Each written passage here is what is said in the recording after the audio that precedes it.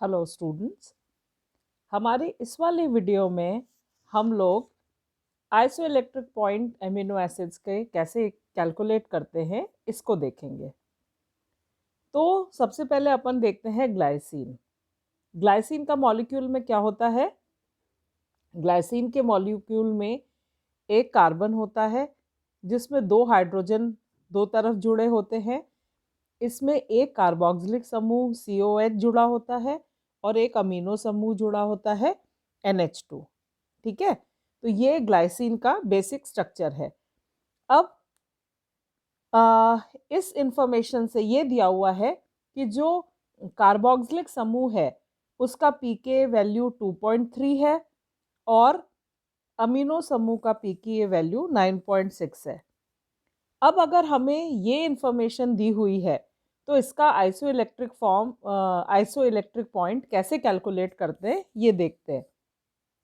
तो इस कैलकुलेशन के लिए ये मैंने स्टेप वाइज आपको बताने की कोशिश की गई है। सबसे पहले एक नंबर लाइन ड्रॉ करते हैं। ठीक है, ऐसे स्ट्रेट लाइन ड्रॉ करेंगे। इसमें अब आप देखिए कि हमको पी के वैल्यूज दो दी गई थी, एक है 2.3, तो हमने ये देखिए 2.3 मार्क किया, और दूसरी वैल्यू दी गई थी 9.6, उसको मार्क किया। ठीक है, अब ये देखिए कि इनके बीच में अपन डोमिनेंट स्ट्रक्चर्स कैसे पुट करेंगे, इनके ऊपर क्या स्ट्रक्चर्स आते हैं यहाँ पर। ठीक है, तो सबसे पहले अपन देखते हैं कि 2.3 से नीचे क्या होगा। तो एट pH लेस देन 2.3 जो अमीनो एसिड होगा वो फुल्ली प्रोटोनेटेड होगा।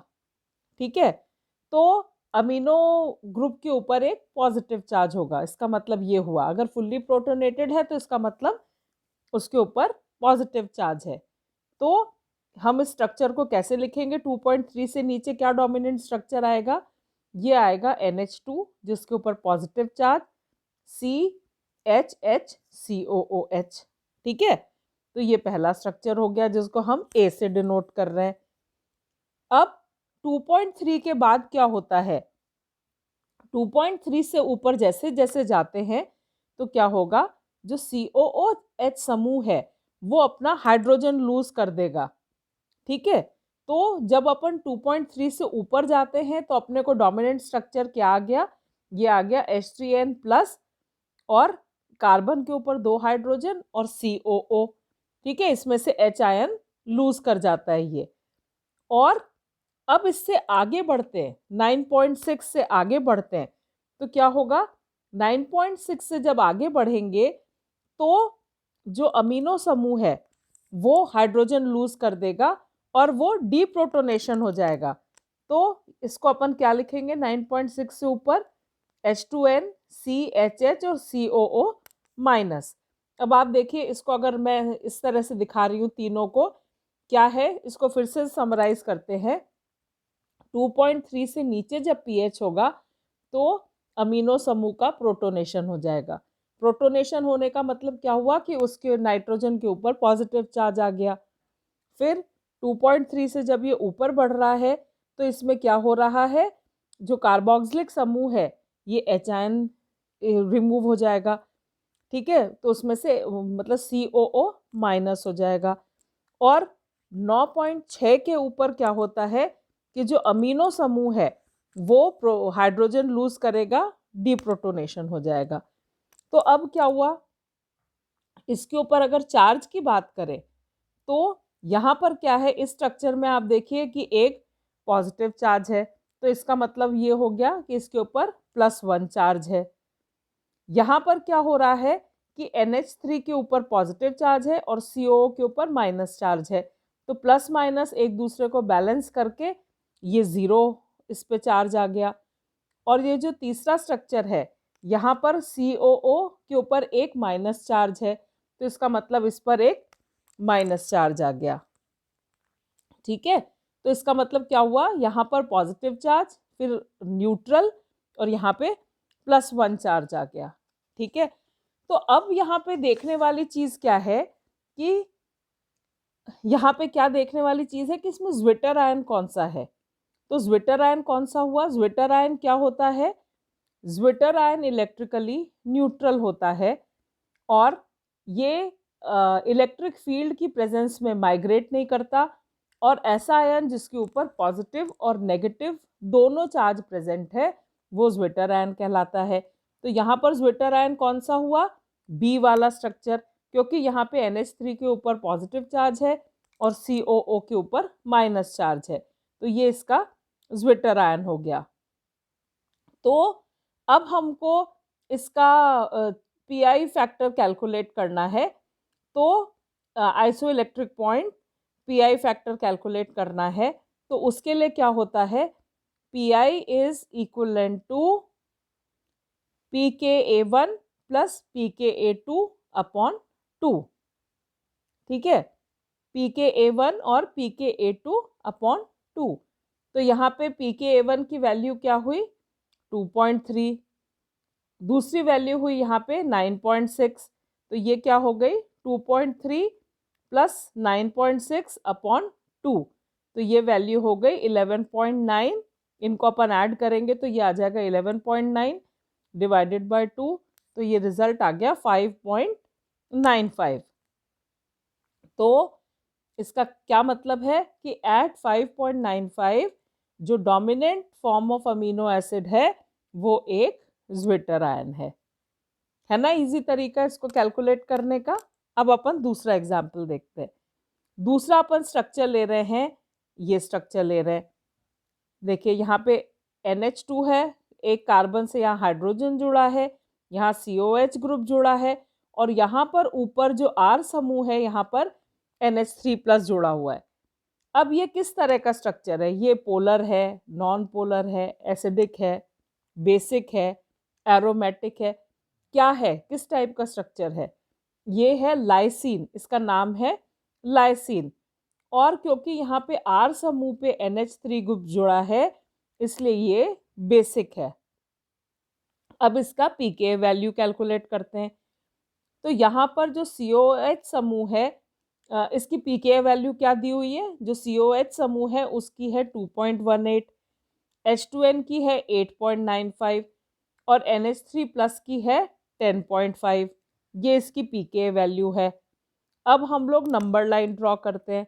नंबर लाइन ड्रॉ किया तो देखिए, नंबर लाइन ड्रॉ करके सबसे पहले अपन 2.18 लिखेंगे, फिर उसके बाद 8.95, उसके बाद 10.5।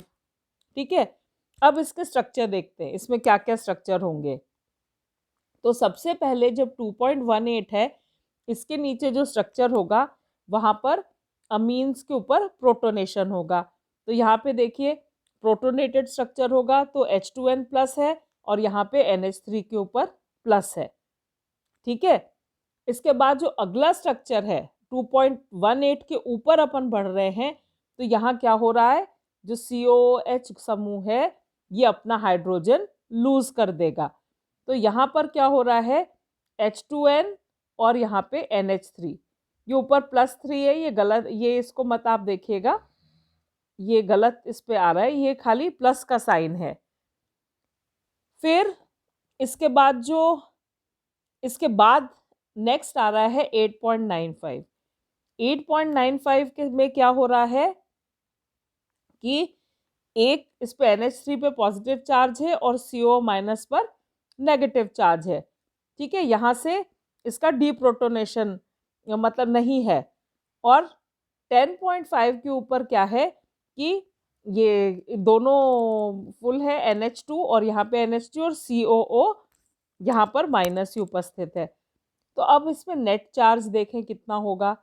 आप देखिए पहले वाले में क्या है, ये पॉजिटिव पॉजिटिव, तो ये +2 चार्ज हो गया। ठीक है, दूसरे स्ट्रक्चर में देखिए कि 2 पॉजिटिव और 1 नेगेटिव, तो इसका क्या, इसका चार्ज हो गया, ये 2 पॉजिटिव और 1 नेगेटिव, तो इसका +1 चार्ज हो गया। इस वाले में आप देखिए कि 1 पॉजिटिव 1 नेगेटिव, तो ये 0 चार्ज हो गया। और लास्ट वाले में देखिए COO माइनस है, तो ये माइनस चार्ज हो गया। ठीक है, तो इसका मतलब क्या हुआ कि इसमें ज्विटर आयन कौन सा हुआ? जहां पॉजिटिव और नेगेटिव दोनों है, तो ये वाला जो स्ट्रक्चर है ये ज्विटर आयन हो गया। अब इसकी अपन कैलकुलेशन करते हैं।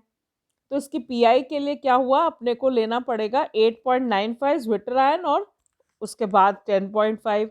तो इन दोनों की जब अपन एवरेज निकालते हैं तो ये आ जाएगा 9.725। ठीक है, इज इट क्लियर? ये तरीका है आइसो इलेक्ट्रिक पॉइंट कैलकुलेट करने का। तीसरा एग्जाम्पल लेते हैं। ये थायरोसिन है। इसका स्ट्रक्चर क्या होता है, यहाँ पे कार्बन के साथ में एक हाइड्रोजन, एक COH समूह और एक H2N समूह जुड़ा है, और यहाँ पर CH2 समूह, इसके साथ बेंजीन रिंग और OH जुड़ा हुआ है। अब इसकी pK वैल्यू देखें तो क्या होगी, COH समूह की 2.2 होती है, H2N की 9.1 होती है, और जो ये ऊपर समूह है ये फिनॉल वाला जो समूह जुड़ा हुआ है, इसकी अलग अलग किताबों में अलग अलग वैल्यू ली हुई है। किसी में 10 है, किसी में 10.5 है, किसी में कुछ है। तो यहाँ पर अपन इसको मानते हैं कि इसकी वैल्यू 10.5 है। अब इसको कैलकुलेट करते हैं। तो सबसे पहले क्या होगा, इसकी नंबर लाइन ड्रॉ करेंगे। नंबर लाइन ड्रॉ करके आप देखिए, ये नंबर लाइन ड्रॉ की। सबसे पहले अपन वैल्यूज लिखेंगे 2.2, उसके बाद 9.1, इसके बाद 10.5, ये इसकी वैल्यू लिख दी। अब इनके बीच में चार कौन से डोमिनेटिंग स्ट्रक्चर आएंगे, 2.2 के नीचे प्रोटोनेटेड स्ट्रक्चर आएगा। तो प्रोटोनेटेड स्ट्रक्चर में क्या हुआ, NH2 के ऊपर H2N के ऊपर पॉजिटिव चार्ज आ गया। ठीक है, फिर 2.2 से जब अपन आगे बढ़ेंगे तो क्या होगा, यहाँ से H आयन हट जाएगा, COH से डीप्रोटोनेशन हो जाएगा, तो यहाँ पर CO के ऊपर माइनस चार्ज आ गया।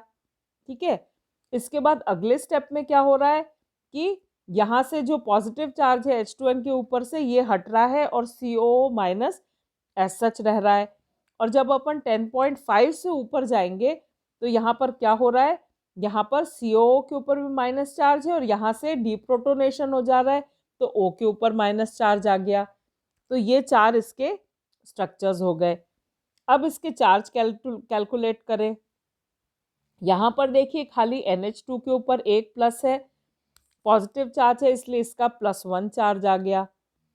यहाँ पे क्या है, NH2 के ऊपर पॉजिटिव चार्ज है और CO के ऊपर माइनस चार्ज है, तो यहाँ पर क्या हुआ, 0 चार्ज हो गया, प्लस माइनस 0 हो गया। ये जो तीसरा स्ट्रक्चर है, यहाँ पर क्या हो रहा है कि तीसरा स्ट्रक्चर है, यहाँ पर क्या हो रहा है, CO के ऊपर एक माइनस चार्ज है, इसलिए -1 हो गया। और यहाँ पर जो चौथा स्ट्रक्चर है, यहाँ पर CO के ऊपर माइनस चार्ज है और ये जो ऊपर ऑक्सीजन है फिनॉल वाला, उस पर माइनस चार्ज है, तो ये -2 हो गया। तो अब यहाँ पर देखिए कि ज्विटर आयन कौन सा है, ज्विटर आयन है ये वाला स्ट्रक्चर, जहाँ पर पॉजिटिव और नेगेटिव एक दूसरे को बैलेंस कर रहे हैं। अब यहाँ पर कैलकुलेशन कैसे करेंगे, तो pK1 और pK2, तो यहाँ पे क्या हुई, pK1 2.2 प्लस 9.1 डिवाइडेड बाय 2, तो ये हो गई 11.3/2, तो ये लगभग 5.65 आएगा। तो यहाँ पर ये वाला स्ट्रक्चर डोमिनेंट है।